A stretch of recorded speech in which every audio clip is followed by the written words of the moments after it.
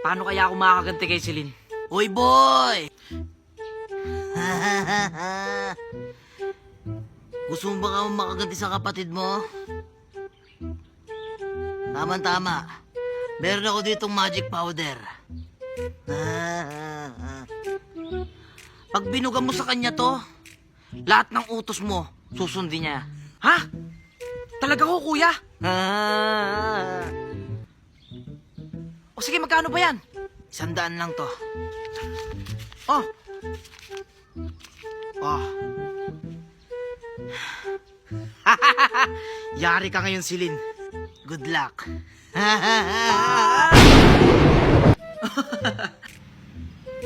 Totoo kaya yung sinabi ni kuya? Na may kapangyarihan daw to. Sige, masubukan. Hoy, Celine. O kuya, may magic ako sa'yo. Nakikita mo to?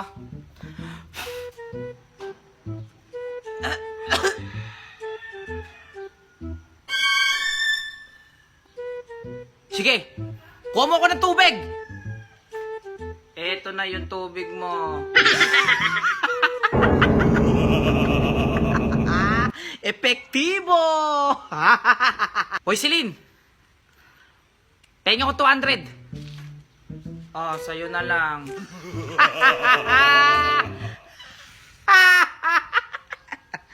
Ako na, ang boss dito. Wait lang, gusto mo manalo ng kotse, load, appliances? Ang gagawin mo lang, punta lang sa may bio ko, click mo yung link ko doon, tapos i-download mo. Enjoy! Kuya. Baho mo, lumayas ka nga dyan. Ate, pengi akong pera. Kuya, ito po. Salamat po.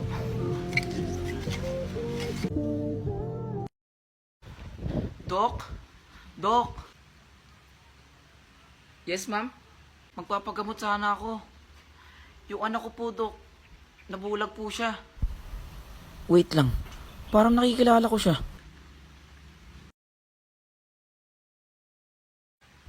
Oo, siya nga. Hindi ko pwede magkamali. Dok, kahit po hulog-hulog ako na lang po sa inyo ng pambayad. Gumaling lang po yung anak ko. Huwag ko kayong maglala, misis. Sagot ko na ho yung pagpo-opera ng anak niyo. Naku, maraming salamat po, Dok. Okay lang Dok, po. maraming salamat po, Dok. Okay lang, Maraming okay lang. salamat po. Sige ho, misis.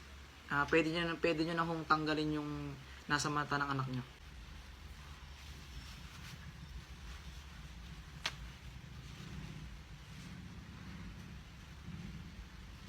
Ma! Nakakakita na ako, ma! Naku, salamat sa Diyos. Thank you, Lord. Thank you, Doc. Thank you po. Maraming salamat din sa'yo. Kuya, Hindi ito mo po. man ako natandaan ngayon, Salamat pero po. alam na alam ko sa sarili ko na ikaw yung tumulong sa akin. Ma! Ma! O ano ba yun? May good news ako sa'yo. Maganda yung balita na yan, anak ah. O, nakapasa ka. Hindi! Nakapulot ka ng pera. Hindi din. Alam ko na, hindi ka natamad. Mas lalong hindi. Eh kasi ma,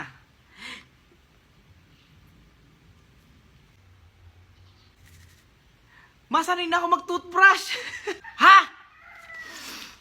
Jepoy, nagdidilim yung paningin ko, Jepoy. Lumayas ka rito sa halapan ko. Punyeta ka. Ha? Good news ba yun? Sanay mag-toothbrush. May anak, Jepoy, may ginagawa ka ba? Ay, ma. Wala naman, bakit? O, tama-tama. Uutusan kita. Sige. Ay, bili mo ako ng itlog kay Aling Josie. Oo nga pala, anak. Ayos yung link sa bio mo, ah. Nakakuha ko kaninang cellphone doon. O, sabi sa'yo, eh. O, nagka-cellphone ka tuloy. Ikaw lang ang walang bilib sa akin, eh. O, teka lang, ma. Yung pambili. Ayaw nga pala. O. Ayan. Bilan. Aling Josie? Aling Josie? O, ano yun? Ay, Aling Josie, pabili nga ako. 2 itlog. O, mahal lang ang itlog. 10 piso na isa. Ha? Ang mahal naman ng itlog. O, wag kang bumili. Sa iba ka bumili. Chika. Bullshit na yan. Grabe naman yung itlog ni Aling Josie. 10 piso isa. Ano yung ginto? Bullshit na yan. Oy, ma. O, ang bilis mo naman, Jepoy. Eh, yun na nga, ma. Kaya napaaga ako ng uwi. Alam mo ba, yung itlog pala, 10 piso na isa. Ha? Eh, kaya ma, hindi na ako bumili ng itlog. Eh, paano ngayon yan? Pero mami, naisip ako. Eh, paano kung bumili tayo ng manok? Aba, pwede nga yan ah. O, di ba? Aalagaan natin ng manok, tapos mangingitlog. O, tapos pwede natin ibenta. O, di ba? Baka yumaman pa tayo. Eh, sige. Magkano yun? Nasa 200 siguro. 200? Oh. Ayan. Okay, ma. Okay na yung manok. Nakakulong na. Oh. Nangitlog na yung manok? Eh, 1 linggo pa mangingitlog yun eh. Ha? Eh, buwisit ka pala. Wala tayong uulamin. Hindi ko naman alam eh. Hoy, kuya, tawag ka ni mama. Hala! Ano nangyari sa'yo?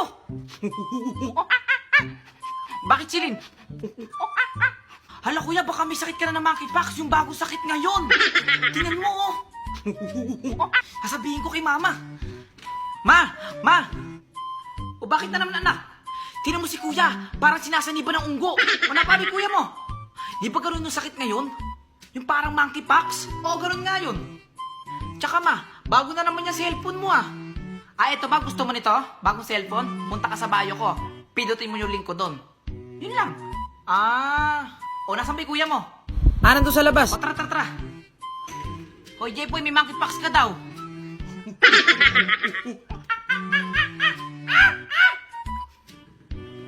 What the? Ano ginagawa mo? Teka. Alam ko na gamot dyan. Wait lang ha. O, eto si Lynn. Iabot mo sa kuya mo. Ay, akin na ma. O, kuya o. Kainin mo.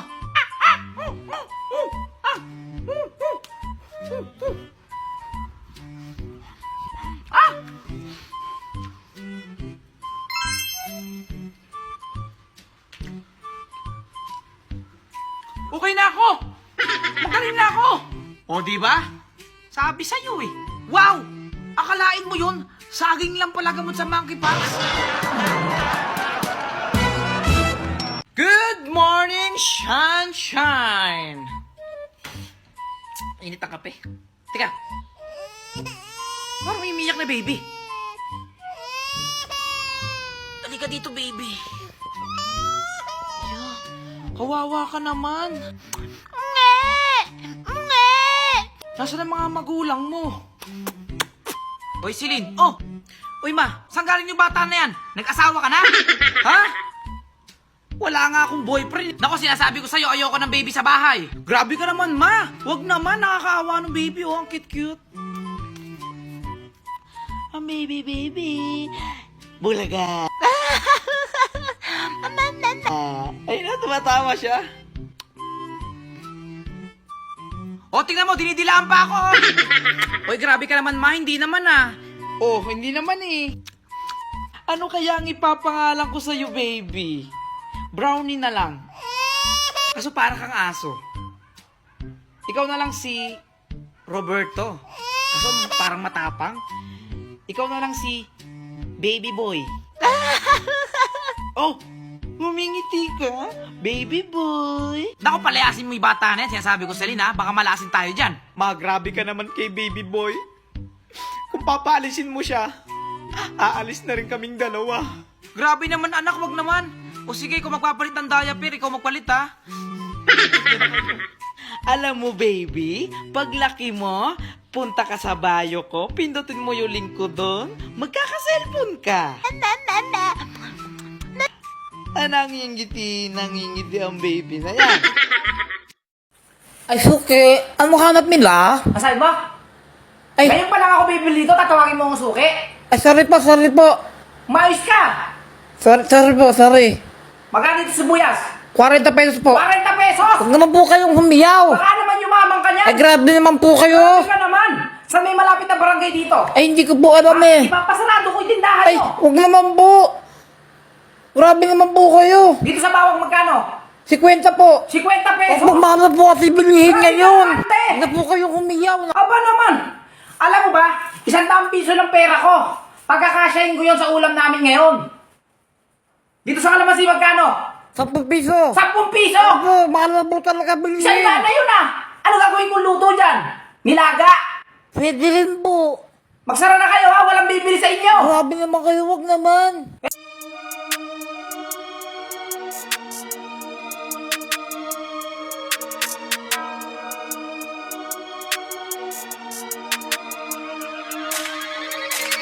Whoa, roll up 20 deep, little homie, throw the snap like whoa. Put 100 down and put us on the map like whoa. Y'all ain't even know the place I had to go. In my soul, lost a part of me, but I won't lose control. Like whoa, roll up 20 deep, little homie, throw the snap like whoa. Put 100 down and put us on the map like whoa. Y'all ain't even know the place I had to go. In my soul, lost a part of me, but I won't lose control. Like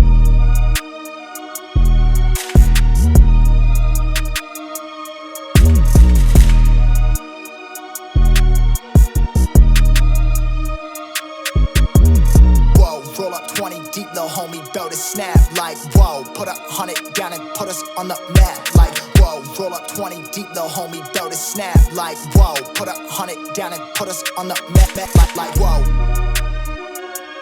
Nag-jogging kayo, dapat kami din. Ano naman si bakla, oh? Ano? Nag-jogging sila, Princess Be. Wag tayo patalo. Mag-jogging din tayo bukas. Bukas? O tara, G ako dyan. Sige, be. Mga 6 a.m. tayo, ha? Para morning person na tayo. Morning person? Sige, be. Mag-aalarm ako na mas maaga. Go. Tomorrow. Ano, be? Ready ka na? Oo, be. Kagabi pa. Ano, tara? Go. Kailangan maka 1 hour tayo, be. Ano ba yan? 1 hour lang, be? 2 hours na natin para payat talaga. 2 hours? Go!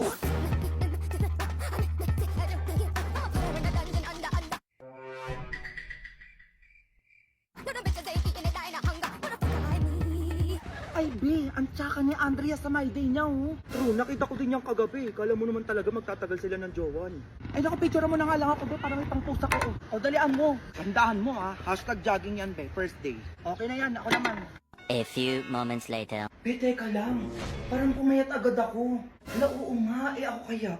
Hala, ako din, be. Ayan, oh, tignan mo. Tapos parang lumit agad yung tiyan ko. Tapos parang nabawasan ako ng mga 5 kilo. 5 kilo lang? Ako piling ko nabawasan ako ng mga 7 kilo kasi mas mabilis ako tumakbo sa'yo kanina. Ang payat ko na agad. OMG.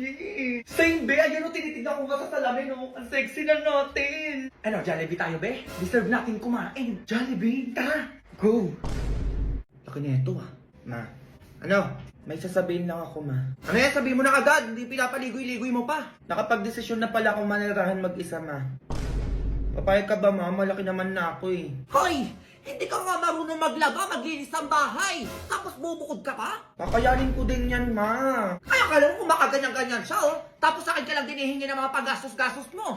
Marimi ka ba? Matamaan ka, sinasabi ko sa'yo. Kaya ko to, ma. Maghanap na lang ako ng matatrabahuan para makatulong na din ako sa inyo. Mag-aabot na lang ako ng 5K every week. Totoo ba yan? Oo, ma, pumayag ka lang. Ay, di kung ganyan lang din naman, payag na ako. Ayun, mag-isa na lang ako. Wala nang maingay. Ay, ano, ma, may nilagay pala ako sa labas. Oo, para sa'yo lahat yun. Ano yun? Ito. Ay, Jun, ano? Ano sila na ipituan? Saka bakit nasa labas yung mga gamit ko? Pwede ka nang umalis, ma. Kaya ko na yung sarili ko at mamuhay na mag-isa dito sa pamamahay na. Iba yung ata to, ah. Umayos ka bata kasi nasabi ko sa'yo. Eh, bakit na? Di ba pumayag ka naman na manirahan ako mag-isa? O, sige na. Di ba ko papapasukin? Grabe! Ganito pala yung feeling na mag-isa sa bahay. Ang sarap pala. Walang ingay, walang utos. Ah, ganun ah. Nat, gusto mo McDo? Oo, large na fries, spaghetti. Samahan na natin ng 2-piece chicken. Oo, gusto mo? Bilang kita. Totoo ba yan, ma? Oo, papasukin mo na ako. Tapos alis na din ako kapag tapos natin kumain. Ay, sige, ma, teka. O, pasok na, ma. McDo, nak? Oo, ma. McDo? Ha? Oh, eto ka. Uy, ma, joke lang yun. Eto yun, no? Ano naman yan? Sino ba yan? Hala, Crush ko, teka, dapat maganda ako. Ano yun? Nangangaroling pa rin kayo? Ano petsa na? Ay, hindi po, te. Manunulisit po sana kami kasi malapit na po yung liga dito. O tapos, anong gagawin? Kami po kasi yung lalaban dito sa barangay natin, kaya po nagkaganito po kami. Ay naku, tigilan niyo ako. Sige na, umalis na kayo. Ay, sige ma, ako na lang bahala sa kanila. Oo, kilala ko naman yan sila. Yung niluluto mo doon, ma, baka sunog na. Mayos kang bata ka, ha? Ay, nandyan pala kayo. Hello. Hi. Solicit yan. Ay, opo. Magkano ba kailangan niyo para dyan? Kahit magkano po, ma'am, basta po buhay po sa puso nyo. What if puso ko yung ibigay ko sa'yo? Ay, Ano ba? Ganun pong batang to, ah. Charot lang. Eto, wait. Bukal pa sa bukal tong ibibigay ko sa'yo. talaga ba? Salamat ah. Ay naku, basta ikaw, ibibigay ko sa'yo lahat. Ay, ano pinagsasabi nito? Okay na ba yung 20? 20 pesos lang. 20,000? Ano ka ba? Wala, laki na yan, uy. Sige, okay lang sa amin. Ay, kunin ko pala yung number mo. Oo, titext kita, ha? Para text mo na lang din ako kapag may kailangan ka pa. Ay, naku, nasira na kasi yung cellphone ko eh. Kasi yung naglalaro kami ng basketball, bumagsak siya. Pero yaman na. Ay, talaga ba? O sige, wait. Bibigyan kita ng cellphone. Hala, totoo ba? Oo, eto oh. Honor X9B. Sobrang tibay nito. Gusto mo pakita ko sa'yo? Go! Sige, okay lang. O, di ba nahulog lang cellphone mo? Nasira agad? Eto. Kahit nag-basketball ka pa dyan, mahulog lang pa ulit-ulit, ha? Sinasabi ko sa'yo, hindi agad masisira. Yan naiintindihan mo? Go! Hindi pa tayo tapos, be! Hindi ko sa inyo. Eto, tumingin ka pa. Water splash resistant din pala to, oo, naiintindihan mo? Tapos hanggang 3 days din yung battery niya. Oh, go! Grabe, ang tibay naman yan. O, di ba bagay na bagay sa'yo to? Sa January 12 na pala magiging available tong Honor X9B. O, dali na ko rin mo yan. Hoy, bata ka! Ako tigil-tigilan mo ko sa paganyang-ganya ko sinasabi ko sa'yo. Tatamaan ka. Ay, ano, pinakita ko lang naman kung matibay tong cellphone eh. Hoy, ikaw na lalaki ka ano? Umuwi ka na sa inyo! Ay, sige po. Ay, ikaw, ha? Ako naman di ko naririnig na kaharutan mo, ha? Magugas ka dun, dalian mo! Baka ano pa magawa ko sa'yo, sinasabi ko sa'yo, kilos! Ay, eto na, ma. Duday! Ayos mo ang pagwawalis! Pagod na ako, Nay! Wala bang pahinga to? Magmerienda muna tayo! Mamaya na ang merienda kapag tapos ka na! Ay, marami pa to eh! Gutom na ako! Mamaya ka na dumaldal para makanda kang matapos! Nay! Ay, bebeng! Andiyan ka pala, anak! Nagmerienda ka na ba? Hindi pa nga po, Nay! Nagugutom na nga ako eh! Ay, naku, kawawa ka naman! Ito, merienda mo! Wow, dami! Pumunta ka muna sa mga kalaro mo, ha? Marami pang gagawin si nanay. Sige, Nay. Thank you! Oh, Duday! Tumama ka na naman dyan. Maglinis ka na! Napakadaya! Kamusta mga chon?